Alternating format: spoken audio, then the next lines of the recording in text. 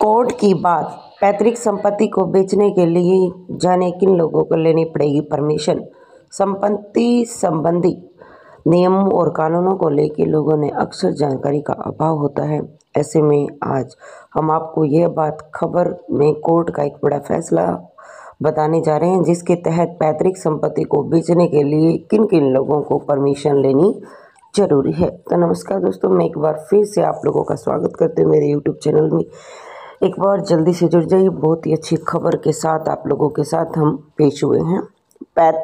जो संपत्ति है संबंधी नियमों और कानूनों को लेकर लोगों ने अक्सर जो जानकारी का अभाव रहता है वह इनसे जुड़े हुए मामलों में उलझे रहते हैं। जानकारी के अभाव के चलते आमतौर पर संपत्ति संबंधी विवाद होते हैं। ऐसे में यह जरूरी है कि लोगों को संपत्ति संबंधी नियमों और कानूनों के बारे में सामान्य समझ हो। ऐसे में एक मुद्दा पैतृक संपत्ति है। अपनी वीडियो में डिटेल से बताएंगे कि आपको पैतृक संपत्ति को कैसे और किसकी सहमति से बेचा जाएगा। क्या है पैतृक संपत्ति? भारत में अगर जमीन में सामान्य वर्ग को देखा जाए तो किसी भी व्यक्ति के द्वारा दो प्रकार की जमीन अर्जित की जाती है।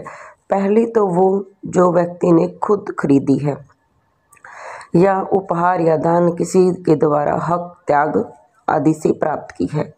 इस तरह की संपत्ति को स्वमर्जित की हुई संपत्ति कहा जाता है। दूसरी वो जमीन होती है जो पिता ने अपने पूर्वजों से प्राप्त की है और इस प्रकार की अर्जित की गई जमीन को पैतृक संपत्ति की श्रेणी में रखा जाता है। पैतृक संपत्ति की श्रेणी को खुद से खरीदी गई संपत्ति की तुलना में बेचने को लेके कानून भी खड़े किए गए हैं।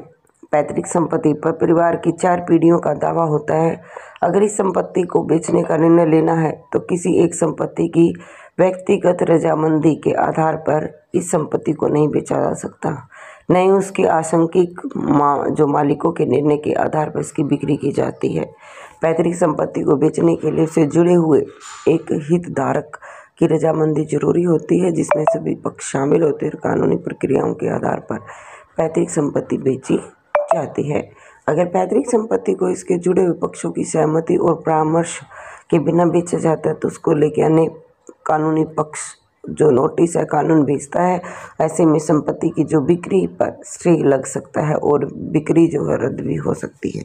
तो दोस्तों, लेटेस्ट अपडेट निकल कर सामने आई थी। अपनी वीडियो के माध्यम से डिटेल जानकारी देने का प्रयास किया है। आई होप आप लोगों को ये बनाई वीडियो पसंद आई होगी। मिलते हैं नई अपडेट के साथ।